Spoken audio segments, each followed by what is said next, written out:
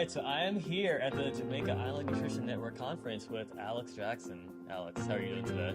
Doing great. So I had the pleasure of listening to you present today. I caught a piece of it, but it was energetic, it was fiery. So for the people out there watching that didn't have the privilege to hear you speak, what were you talking about? Okay, so I spoke on the nutrition practitioner's perspective to our school nutrition policy here in Jamaica and how important we are in the implementation of this policy, and not just implementation but monitoring, evaluating and ensuring that this policy maintains the integrity that it was created to maintain.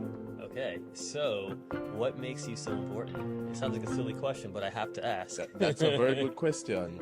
Who else is going to interpret the data?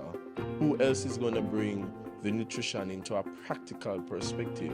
Because yes, everybody eats, but we go to school for 5-6 years learning how to manipulate the chemistry, the biochemistry, the anatomy and physiology, and how the body utilizes nutrients as simple as protein.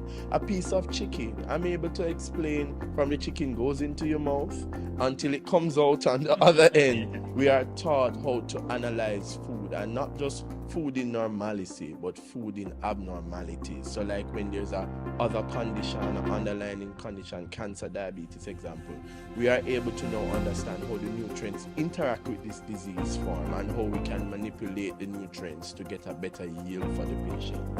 So I've been seeing a common theme with people I've had an opportunity to interview, and it's all about breaking the cycle and starting with the children in nutrition. You want to talk about that real quick? Yes, so as a pediatric person, I am very much into pediatrics. I want to be a pediatric critical care dietitian.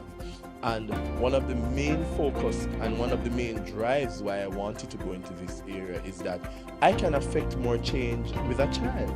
Because if I break that eating behaviors and eating habits from that stage, we won't have these bad habits that we see in our Jamaican population where people are just eating out of whack. So we say in Jamaica, you train the tree, you prune the tree when it's young, so when it grow big and those big forest trees, you can't really prune it then. But if you can prune the tree from its smaller, you're able to make that tree grow in a specific way that you want it to. I love that.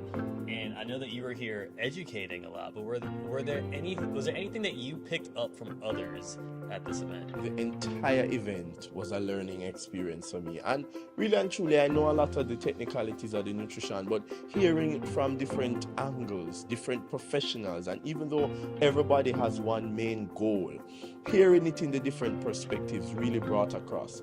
But my takeaway, the main big thing for me is with registered dietitian nutritionist Chung from the United States in Miami. She really brought across it in a practical perspective, and she showed us her experience. And I think experience in this instance is what is going to drive a more understanding or a better implementation of this program and policy. Yeah, so experience and being willing to share that experience. I know Carol, I know her well, she is absolutely willing and able to share, to mentor, to guide, and to pour into others, especially here in Jamaica where she's from.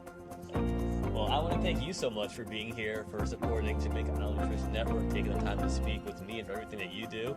I feel like you have a long, prosperous road ahead of you, and it was honestly a pleasure hearing you speak earlier. Thank you. I appreciate it. Thank you for having me.